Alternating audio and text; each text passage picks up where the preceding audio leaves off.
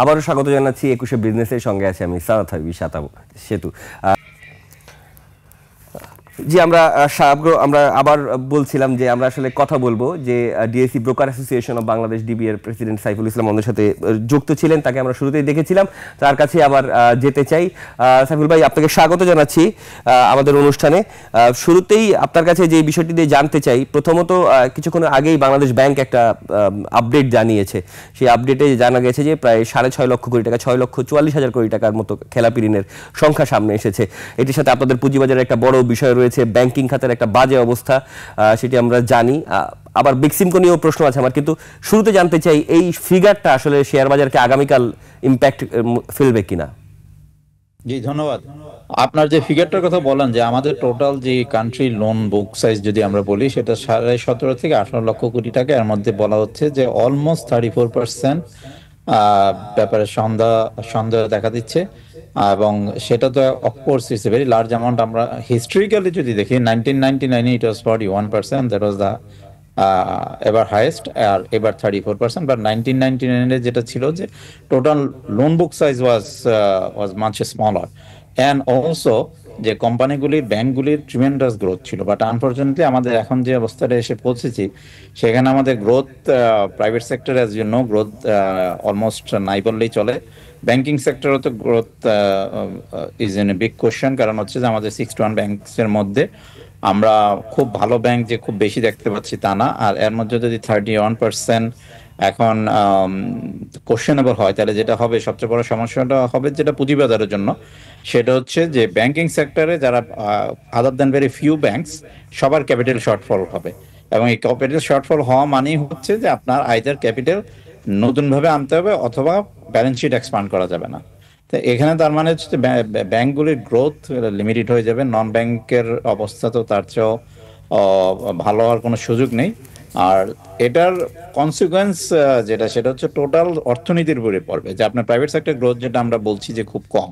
Number one হচ্ছে ডিমান্ডের কথা বলা হচ্ছে যে এখানে ডিমান্ড নেই। আমরা আশা করছি যে পোস্ট ইলেকশনে there will be a pent up demand coming from the private sector. But unfortunately যেটা হবে যে তখন দেখা যাবে যে আমাদের ব্যাংকগুলি is not ready to fund.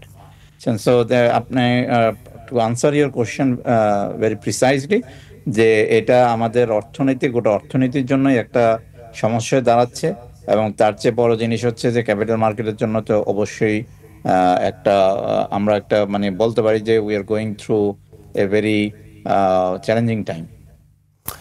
Saiful সাহেব, আপনার কাছে আমি আরেকটু জানতে চাই যে এই সপ্তাহটা আমরা অ্যানালাইসিস করেছি রোববার থেকে মঙ্গলবার পর্যন্ত।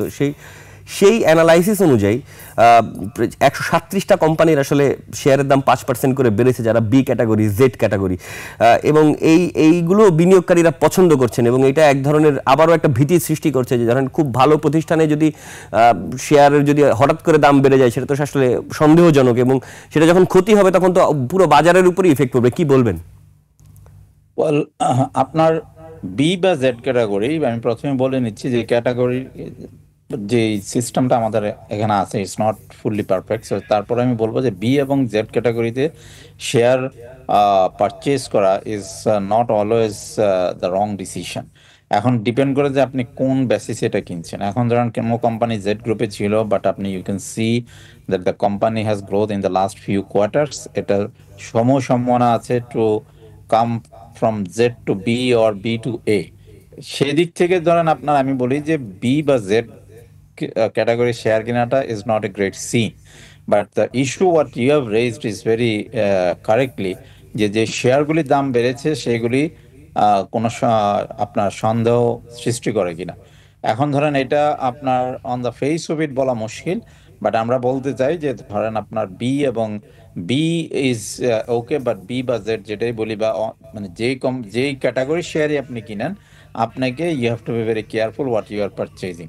কারণ এটার আলটিমেট কনসিকুয়েন্সটা আমাকে যারা কিনে, আপনাকে যারা আমরা ইনভেস্টর, তাদেরকে এটা বিয়ার করতে হয়, as we have seen in the case of 5 banks, যেগুলিকে এখন ডিফাঙ্ক করা হচ্ছে, যে বলা হচ্ছে মার্জার বা যেটাই আমরা বলি। কিন্তু এই যে ধরেন বিনিয়োগকারীরা আরেকটু কেয়ারফুল হওয়া উচিত ছিল। তো আমি এখন যেটা বলবো যে আপনি যে গ্রুপেরই শেয়ার কিনেন, you have to be very careful, কারণ ওই 5টা bank is a lesson for the entire market. জি, সাইফুল সাহেব, মানে আমি ওই প্রশ্নটা এই জন্য করেছি কারণ ধরেন আপনি যদি ভালো প্রতিষ্ঠানের কথা বলেন, তাদের শেয়ারের দাম কিন্তু এইভাবে বাড়ছে না। মানে আমি ওই যে 137টা প্রতিষ্ঠানের কথা বলছি, আমি ওইখানের উদ্বেগ থেকে আসলে আমরা প্রশ্নটা করছি। যখন ভালোগুলো করছে না, ব্যাংকে খেলাপি ঋণের কারণে ব্যাংক একটা চাপে রয়েছে। আমরা শুধুমাত্র এই 5টা ব্যাংকের কথাই আমরা বলছি, কিন্তু আমরা তো মার্জারের বা অ্যাকুইজিশনের প্রক্রিয়া থাকা আরও ব্যাংকের নাম গণমাধ্যমে দেখছি, একাধিক ব্যাংকের নাম, আরও বেসরকারি ব্যাংকের নাম আমরা দেখছি। সুতরাং তার তো স্বাস্থ্যের অবস্থা খুব যে ভালো এমন নয়, এবং এই ব্যাংকের খারাপের কারণে ফাইন্যান্সিয়াল ইনস্টিটিউট বা ইন্স্যুরেন্সগুলোর কি বাজে অবস্থা সেটাও কিন্তু সামনে আসছে না। মানে ওই উদ্বেগ থেকে আমি বলছি যে আসলে ওইখানে আপনি কি কোনো দেখছেন কিনা, আরও উৎকণ্ঠা দেখছেন কিনা সামনের দিনগুলোতে। বাট আমরা পুঁজিবাজারে আবার ইতিবাচক সূচকও দেখছি গত সপ্তাহে। আপনার অফকোর্স আমাদের একটা চ্যালেঞ্জিং টাইমের মধ্যে দিয়ে যাচ্ছি এবং ইট উইল কন্টিনিউ। কারণ আপনি যেটা বলছেন যে সেটা তো the reality of life, this is the ground reality, যে আমাদের ব্যাংকিং সেক্টরের অবস্থা is not very healthy. Same goes for the NBFIs and insurance companies. But তার মানে এই না যে it's end of the world. আমাদের এখান থেকে আবার অনেকে ঘুরে দাঁড়াবে। এখন আমরা যখন ইনভেস্ট করব তখন বুঝতে হবে যে কারা ঘুরে দাঁড়াচ্ছে। এবং ধরেন বাংলাদেশ ব্যাংকও ব্যাংকিং সেক্টরের কথা যদি বলি, যে এই ক্রাইসিসের মধ্যে বলছে যে there are 3-4 banks they have turned around। এখন আপনার সেম জিনিসটা হয়তো ইন্স্যুরেন্স সেক্টরে হবে, এনবিএফআই তেও হতে পারে। তা আপনার একদম জেড ক্যাটাগরিতে বা বর্তমানে খারাপ অবস্থায় আছে এমন একটা শেয়ারে একদম যে ইনভেস্ট করা যাবে না তা না, বাট আমি বারবার একই জিনিস বলছি যে আপনি কিসে ইনভেস্ট করছেন, that is the most important thing. আপনাকে বুঝে নিতে হবে, বিনিয়োগকারীদেরকে সতর্ক করছেন আপনি। অবশ্যই। আমি আমি একটু আমি একটু থামিয়ে আপনার কাছে প্রশ্নটা করতে চাই যে আমরা তো ব্যাংকে মার্জার দেখলাম, আমরা এবার একটা গুঞ্জন শুনছি যে শেয়ার বাজারে যে ইন্স্যুরেন্স কোম্পানিগুলো আছে সেগুলোর মধ্যেও এগুলো হতে পারে। যদি সেটা হয়, মানে যেহেতু কিছু ব্যাংকের শেয়ার শূন্য হয়ে গেছে, এখন যদি ওই 15টা ইন্স্যুরেন্সের কথা আমরা শুনছি যারা খুব দুর্বল অবস্থায় রয়েছে, এখন তাদের শেয়ার হোল্ডারদের যদি আবার শূন্য করে দেওয়া হয়, মানে আরেকটা, আমি মানে ভীতি তৈরি করতে চাচ্ছি না, কিন্তু মানে বাজারের অবস্থা তো ঠিক ওরকমই যাচ্ছে। আচ্ছা, না থ্যাংক ইউ। আপনার এখানে আমার একটু ধরেন একটু I have a different view.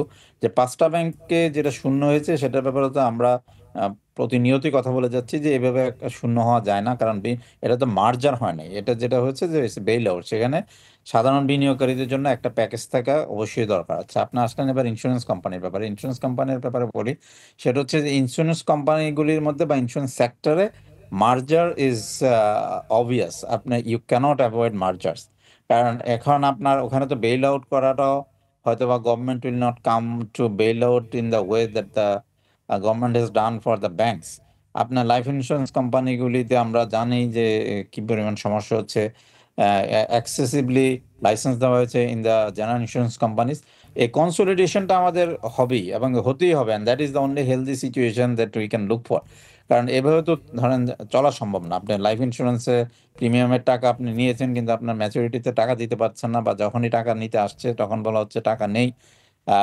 আপনার ইন্স্যুরেন্স ক্লেম হলে আপনি দিতে পারছেন না। তার মানে হচ্ছে যে আপনার মার্কেটটা এত বেশি পরিমাণ প্লেয়ার, সবাই ব্যবসা করতে, যে আপনার এটা অ্যাক্সেসিভলি ফ্র্যাগমেন্টেড হয়ে গেছে। এখন কনসোলিডেশন ছাড়া আমার মনে হয় না যে খুব একটা বেশি করণীয় কিছু আছে, এবং এটা সারা পৃথিবীতে হয়েছে। এটা ধরেন আমাদের দেশ যে is the only country, it's not the case, it's not an exception. সারা পৃথিবীতেই আপনার কনসোলিডেশন হয়, প্রতিনিয়তই হচ্ছে, এবং সেক্ষেত্রে হয়তো আমাদেরকে ওইসব দিকেই চিন্তা করতে হবে। না, মানে আমার উদ্বেগের জায়গাটা হচ্ছে যে পুঁজিবাজারে ধরেন ওই 5 ব্যাংকের মতো যদি ধরেন আরও ধরেন 10টা ইন্স্যুরেন্স কোম্পানির শেয়ারও শূন্য হয়ে যায়, তারাও তো আবার রাস্তায় নামার মতো সিচুয়েশনটায় আবার আমরা চলে যাচ্ছি আর কি। মানে তারা ধরেন যে বিনিয়োগকারী, সে হয়তো লস খাইলে সে তো আসলে তার মতো করে সে মানে অ্যাংরি হবে বা রাগ করবে। You are very right, but insurance সেক্টরে ওইটা হওয়ার সম্ভাবনাটা কম।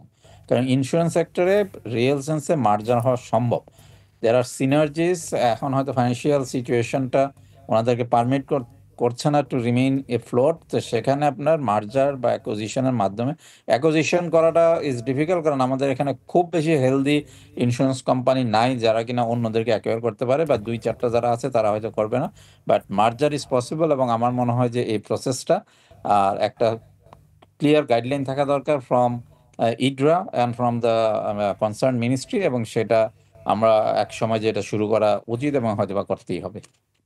ওকে, একদম শেষ প্রশ্ন, একদম 1 মিনিট আপনাকে জানতে চাইবো যে এইরকম একটা সিচুয়েশনে মানুষ তো আসলে আর্থিক প্রতিষ্ঠান বা আর্থিক সাথে জড়িত প্রতিষ্ঠানগুলোতে বিনিয়োগ করতে এক ধরনের সেফটি ফিল করে।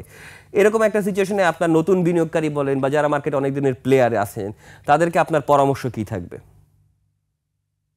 ওয়েল আপনাকে মানে ইউ ভেরি কারেক্টলি সেড যে আপনার সারা পৃথিবীতে, ইটস নট বাংলাদেশ, সারা পৃথিবীতে ফাইন্যান্সিয়াল সেক্টরেই প্রথম বিনিয়োগকারীরা ইনভেস্ট করতে চায়। কারণ হচ্ছে কি এই সেক্টরটা ইজ ভেরি রেগুলেটেড। এখানে ধরেন আপনার যখন বাংলাদেশ ব্যাংক অনুমোদন পেয়ে একটা ব্যাংক অপারেশনে আসে, ব্যাংকিং করে, তারপর আইপিওতে আসে, সবাই কমফোর্টেবল হয় ফর দ্য রিজন যে এখানে বাংলাদেশ ব্যাংক আছে যারা আমাদেরকে দেখে রাখবে, এখানে বিসেক আছে। কিন্তু যেহেতু আমাদের এখানে একটা ধরেন রেগুলেটরি ফেলিওর আমরা হয়েছে, সেই ক্ষেত্রে আপনার অবশ্যই কিছুটা আমাদের একটা সিচুয়েশনের মধ্যে দিয়ে আমাকে যেতে হচ্ছে। বাট আপনার never the less within next 2 to 3 years time আপনি ইউল সি দ্যাট এই রিফর্মগুলি হয়ে যাওয়ার পরে বা এই ধরনের ট্রানজিশনাল যে মধ্যে দিয়ে আমরা যাচ্ছি বা পোলারাইজেশনের মধ্যে দিয়ে যাচ্ছি, যাওয়ার পরে আবার people will come back to the banking sector. এবং এটাই হয়, এটাই ট্রেন্ড সারা পৃথিবীতে। এবং আমরা আশা করব যে regulator will be much more stronger than before. এই যে ইস্যুগুলি আমরা আমাদের মধ্যে আছে, মানে ব্যাংকিং সেক্টরে বলেন বা ইন্স্যুরেন্স সেক্টরে অ্যান্ড বিএফএস সেক্টরে, এগুলি প্রপারলি অ্যাড্রেস করা হবে and they will bring the investors back in to the market. Okay, অসংখ্য ধন্যবাদ সাইফুল ইসলাম আমাদের সময় দেওয়ার জন্য। প্রেসিডেন্ট ডিএসি ব্রোকার অ্যাসোসিয়েশন আমাদের সাথে ছিলেন, তাকে অসংখ্য ধন্যবাদ আমাদেরকে সময় দেওয়ার জন্য। দর্শক, এতক্ষণ আমরা পুঁজিবাজার পরিস্থিতি নিয়ে কথা বলছিলাম ডিএসসি ব্রোকার অ্যাসোসিয়েশনের সভাপতি সাইফুল ইসলামের সঙ্গে। দর্শক, এবার নিচে একটা বিরতি, ফিরছি একটু পরেই।